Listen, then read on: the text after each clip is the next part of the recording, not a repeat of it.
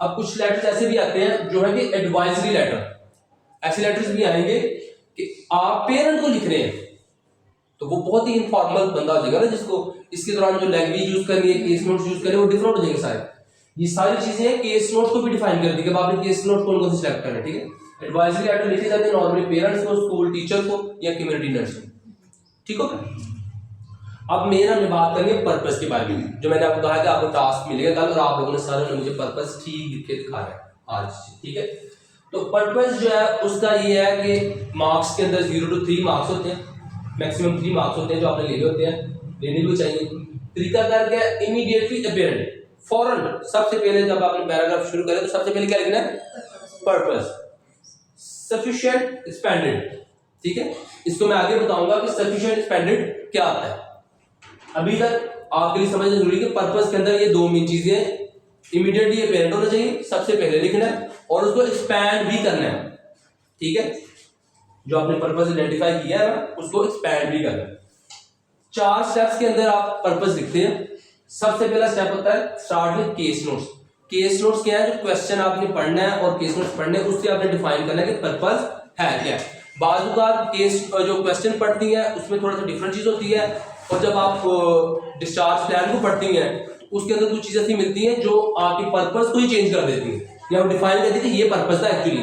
खाली क्वेश्चन पढ़ के आप पर्पस लिखना शुरू कर देंगे तो वो गलत हो सकता है। इसलिए 5 मिनट दिए जाते हैं कि क्वेश्चन पढ़ने के बाद अब आप केस नोट्स को पढ़ लें और फाइनल डिसीजन लें कि आपने लिखना क्या। अब देखिए कितना लॉजिकल है, ओईटी इतना लॉजिकल है ना कि उन्होंने आप लोगों के लिए सानियां पैदा की, बस आपको समझने की देर है कि उन्होंने आपको 5 मिनट खुद से इसलिए दिए हैं कि अभी ये पेंसिल पकड़ के लिखना शुरू कर दें। नॉर्मली क्या होती लोगों की, क्वेश्चन पढ़ा लिखना शुरू कर दिया। उन्होंने आपको 5 मिनट क्यों दिए हैं कि आप क्वेश्चन को समझें, केस नोट सारे पढ़ें, अपनी सिचुएशन को समझें कि आप क्या है, किधर क्या कर रहे हैं, फिर डिसाइड करें इसका पर्पस क्या है। अब पर्पस में क्या करना है, पर्पस में हु आर यू, आप कौन है, इस चीज का पता होना चाहिए, डिफाइन होना चाहिए। हु इज पेशेंट, पेशेंट कौन है, पेशेंट को आपने एलैबोरेट करना है पर्पस के अंदर, ठीक है। फिर हु आर यू राइटिंग, आप लिख किसको रहे हैं, और अगर लिख किसको रहे हैं तो उसके बाद उसको क्यों, व्हाई आर यू राइटिंग, ठीक है, लिख किसको रहे हैं और क्यों लिख रहे हैं, ये जो है ना आपकी पर्पस के अंदर क्लियरली मेंशन होना चाहिए चारों चीजों का। ये आगे मैं छोटा सा डेमो पर्पस दिखाऊंगा, उसके अंदर आपको और समझ आ जाएगी। फिर राइटिंग द ओपनिंग सेंटेंस जिसमें रीजन, कंडीशन और रिक्वायरमेंट, ठीक है, ये पर्पस की 3 एलिमेंट है।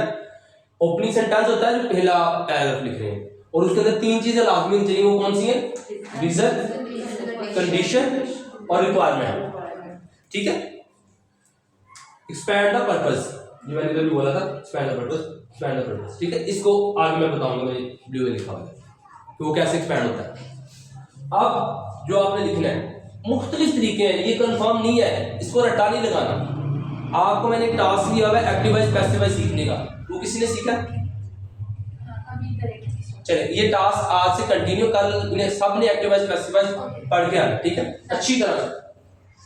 अब ये देखिए लिखा हुआ है I am writing to refer Miss Robert, तो ये क्या होगा हमारा रीजन, हम रेफर कर रहे हैं मिस रॉबर्ट को। मिस रॉबर्ट क्या है, अ 19 ईयर, इधर मिला तो who is patient, a 19 year old single lady, ठीक है। ये आगे इसके अंदर बड़ी चीजें हैं कि जो मैरिड है, अनमैरिड है, उसको कैसे लिखना है, जो डाइवोर्स है, फीमेल डाइवोर्स है, मेल डाइवोर्स है, उसको कैसे लिखना है, ये आपको बाद लिखना है, ठीक है। अभी तक ये समझना है कि आपने क्लियर डिफाइन करना है उसको कि पेशेंट का है। अब 19 ईयर ओल्ड सिंगल लेडी, इसके साथ बहुत फायदा होता है कि आपके जो केस नोट्स आप नीचे टाइम जाया कर सकते हैं ना डाटा लिखने में, वो आपके बच सकते हैं। पेशेंट की डिटेल जरूरी होती है, बात होगा नीचे भी लिखने की ना, वो सिंगल लेडी या मैरिड है तो वो नीचे उसको केस नोट्स में लगाने के बजाय अगर आप शुरू में 2 वर्ड के साथ इधर लिख देंगे ना, तो आपका वो केस नोट भी कवर हो जाएगा जो एग्जाम के अंदर लिखना चाहिए, और ये खूबसूरती भी आ जाएगी, ठीक है। A 19 year old single lady who has been treated for chlamydia टेक्नोटस एंड नो रिकवरी, ठीक है, ये कंडीशन होगी। ये मेरी बात याद रखिएगा, अक्सर लोग लिखते हैं वो सिर्फ कंडीशन लिख देते हैं, वो लिखते नहीं कि वो मतलब या डिजीज लिख देते हैं, who has been diagnosed this, वो टोटली गलत है, वो कंडीशन नहीं बता रहा उसकी, वो तो आपने बस बता दिया कि वो डायग्नोज हुआ था, कब हुआ था, किस तरह हुआ था, वो सारी चीजें क्लियर नहीं है। इधर इतना खूबसूरती से लिखा गया हु हैज बीन ट्रीटेड, मतलब हमने इसको किस चीज के लिए ट्रीट किया है, वो डिजीज का नाम आ गया, अब उससे रिकवर हो रहा है। देयरफॉर, अब हम अपनी रिक्वेस्ट डाल रहे हैं, क्या कर रहे हैं, कितनी ये क्या है, कनेक्टर है, कितना खूबसूरत जोड़ रहा है दो चीजों को।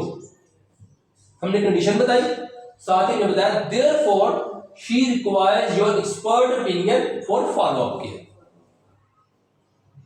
ये हमारा इमीडिएट, अब हमारा जो पढ़ रहे हैं, आप अगर फॉर एग्जाम्पल इसको पढ़ रही है तो आपको समझ आ जाएगी कि यार 19 साल की लड़की मेरे पास आई है, इसका ये मसला था, इसके लिए ट्रीट हुई थी, अब बेहतर हो रही है, लेकिन अभी उन्हें मेरी एक्सपर्टीज की जरूरत है। इजी है ना? Yes. ऐसे आपने राइटर को इजी लेटर बना के देना है, जितना मर्जी कोई टफ कंडीशन भी लिखी हो अंदर।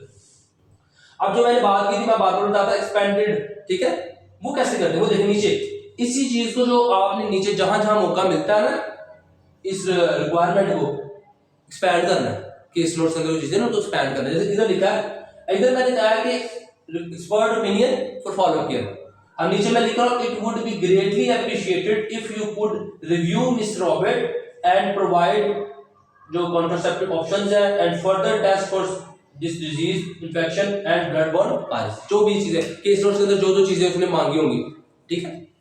अब ये केयर हमें उससे चाहिए, इधर मैंने सिर्फ हाईलाइट किया कि मुझे आपकी हेल्प चाहिए, ठीक है। अब देखिए अगर ये चीजें आप इधर लिख देते, कुछ लोग लिख देते हैं शुरू में लिख देते सारा कुछ, वो गलत होता है। क्यों? वो केस नोट इधर भी जरूरत है लिखने की ना, इधर तो ज्यादा जरूरत है। अब इधर लिख के फिर इधर भी लिख रहे हैं कि आप उसे क्या चाह रहे हैं, तो वो रिपीटेशन हो जाएगी ज्यादा, जितनी ज्यादा रिपीटेशन होगी उतने आपके मार्क्स नेगेटिविटी आएगी। यहां तक पर्पस क्लियर? पर्पस लिख के फिर हमें उसे एक्सपेंड करना है, जो भी पर्पस है ना, जिस चीज के लिए आप उसको मांग रहे हैं उसको सिर्फ आपने हाईलाइट